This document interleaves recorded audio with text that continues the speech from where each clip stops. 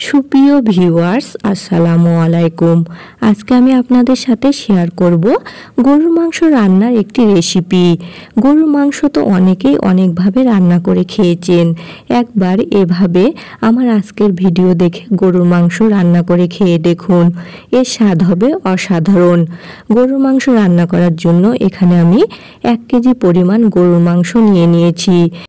এই মাংসগুলোর মধ্যে হাড্ডি, চর্বি এবং সলিড মাংস আমি নিয়েছি। আর এই মাংসগুলো আমি ভালোভাবে পরিষ্কার করে ধুয়ে নিয়েছি। আর মাংসের টুকরোগুলো আমি মিডিয়াম সাইজ করে কেটে নিয়েছি। আপনারা চাইলে ছোট কিংবা বড় যে কোনো সাইজে কাটতে পারেন। আর এখন এই মাংসের মধ্যে আমি কিছুটা লবণ দিয়ে দিলাম, আর 1 চা চামচ পরিমাণ হলুদ গুঁড়ো, 1.5 চা চামচ পরিমাণ মরিচ গুঁড়ো দিয়ে দিচ্ছি। মরিচ গুঁড়োটা আপনাদের পছন্দ অনুসারে দিবেন, যে যেমন ঝাল খেতে পছন্দ করেন সেই অনুপাতে দিবেন। আজকের এই মাংস রান্নার রেসিপিটি আমি বাটা মশলায় করব। এর জন্য আগে থেকে আমি আদা রসুন জিরা একসাথে বেটে নিয়েছি। আর আদা রসুন বাটা 2 চামচ করে মোট 6 চামচ নিয়েছি। এখন আমি মশলাগুলো মাংসের মধ্যে দিয়ে দিলাম। তারপরে এখন সমস্ত উপকরণ হাত দিয়ে ভালো মতো মেখে নিব। যদি মাংসগুলো এভাবে সব কিছু দিয়ে হাত দিয়ে ভালো মতো মেখে কিছুক্ষণ রেখে দেন, তাহলে মাংসের মধ্যে সমস্ত উপকরণ ভালোভাবে ঢুকে যায় আর মাংস রান্নার পর খেতে ভালো লাগে। এই মাংসগুলো এখন আমার মাখা হয়ে গিয়েছে। এখন আমি 10 মিনিট মতো রেস্টে রেখে দিলাম। আর এদিকে আমি একটা চুলাতে কড়াই বসিয়ে দিলাম। কড়াইতে কিছুটা পানি ছিল, তাই একটু জাল দিয়ে শুকিয়ে নিলাম। এরপর আমি কিছুটা রান্নার তেল দিয়ে দিলাম। তেলটা একটু গরম হলে কিছু পেঁয়াজ কুচি করে রেখেছিলাম সেগুলো দিয়ে দিলাম। এখানে আমি 1 কাপ পরিমাণ পেঁয়াজ কুচি ব্যবহার করেছি। আর এখানে আমি 3টা তেজপাতা, কিছু গোলমরিচ আর কিছু গরম মশলা, কিছু লং আর কিছু এলাচ, কালো এলাচ এবং সাদা এলাচ নিয়েছি। এখানে আমি এলাচগুলোকে মাঝখান দিয়ে একটু ফেড়ে নিয়েছি, তাতে এলাচের যে গন্ধটা সেটা সহজে বের হয়ে যাবে। এখন আমি এই মশলাগুলো পেঁয়াজের মধ্যে দিয়ে দিলাম আর সামান্য লবণ দিলাম। আগে যেহেতু আমি লবণ দিয়ে মাংসগুলো মেখে নিয়েছি, তাই এখানে সামান্য দিলাম, শুধুমাত্র পেঁয়াজগুলো নরম হওয়ার জন্য। এভাবে পেঁয়াজে সামান্য লবণ দিয়ে ভাজলে পেঁয়াজগুলো সহজে নরম হয়ে যায় আর সহজেই কালারটা চলে আসে। আমি পেঁয়াজগুলো এখন নেড়েচেড়ে হালকা ব্রাউন করে ভেজে নিচ্ছি। পেঁয়াজগুলো নেড়েচেড়ে ভাজতে ভাজতে যখন এরকম হালকা কালার চলে আসবে আর কিছুটা পেঁয়াজগুলো নরম হয়ে আসবে, এ পর্যায়ে আমি 3টা শুকনো মরিচ দিয়ে দিলাম। দিয়ে এগুলোকে আবারও নেড়েচেড়ে ভেজে নিচ্ছি। শুকনো মরিচগুলো আমি দিলাম শুধুমাত্র একটা সুন্দর ফ্লেভারের জন্য, আপনারা দিতে না চাইলেও এড়িয়ে যেতে পারেন। আর আমার এই পেঁয়াজ মরিচগুলো ভাজা হয়ে গিয়েছে আর মাংসগুলো 10 মিনিট মতো রেস্টেও রাখা হয়ে গিয়েছে। 10 মিনিট পর এখন আমি এই মাংসগুলো তেলের মধ্যে দিয়ে দিলাম। দিয়ে এখন আমি মাংসগুলোকে ভালো মতো নেড়েচেড়ে আবারও মিক্সড করে নিচ্ছি। আমার মাংসগুলো মিক্সড করা হয়ে গিয়েছে আর আমি বাটি ধোয়া কিছুটা পানি এই মাংসের মধ্যে দিয়ে দিলাম।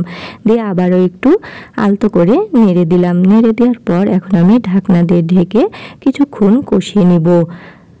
5 মিনিট পর ঢাকনা উঠিয়ে এখন আমি মাংসগুলোকে আবারও নেড়ে দিচ্ছি। আমি মাংসে কিছুটা পানি দিয়েছিলাম আর কিছুটা বের হয়েছে।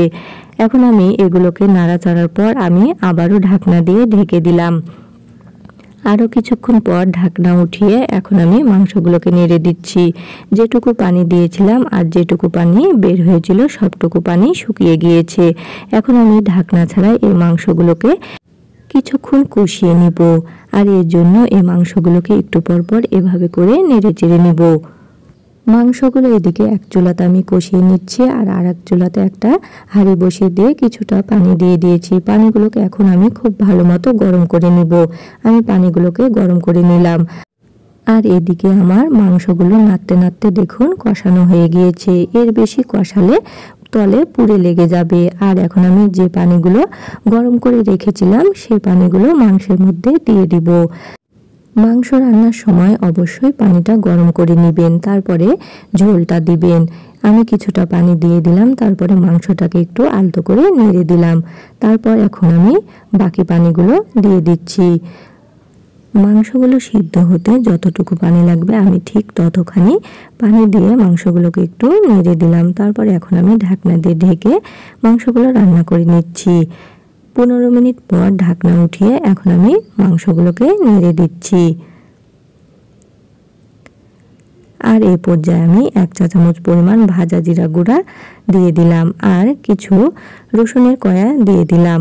আপনারা রসুনের কয়াটা না দিতে চাইলে দিতে পারেন। আমার কাছে রসুনের কয়াটা দিলে ভালো লাগে, তাই আমি দিয়ে দিলাম। দেওয়ার পর এখন আমি মাংসগুলো নেড়ে আবারও ঢাকনা দিয়ে ঢেকে দিলাম। প্রায় 20 মিনিট পর ঢাকনা উঠিয়ে এখন আপনাদের আমি দেখে দিচ্ছি মাংসটা রান্না হয়ে গিয়েছে। আর এই দেখুন মাংসটা একদম ভুনা ভুনা হয়ে গিয়েছে। আজকে মাংস রান্নাটা আমি ভুনা করেই রান্না করলাম। আর ভুনা ভুনা এরকম মাংস রান্নাটাই আমার কাছে ভালো লাগে। এখন আমি ঢাকনা দিয়ে ঢেকে চুলা অফ করে কিছুক্ষণ দমে বসিয়ে দিলাম। 10 মিনিট দমে রাখার পর এখন দেখুন একদম মাংসগুলো পারফেক্টভাবে রান্না হয়ে গিয়েছে। আর মাংসে কোনো প্রকার পানি নেই, যেটুকু আছে সেটুকু শুধুমাত্র তেল। এখন আমি একটা বাটিতে মাংসগুলোকে পরিবেশন করেছি। আর মাংসগুলো একদম ভালো মতো সিদ্ধ হয়ে গিয়েছে আর মাংসের কালারটা একদম চমৎকার এসেছে।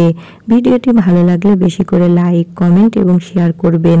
সবাই ভালো থাকবেন। আজ এই পর্যন্তই। আল্লাহ হাফেজ।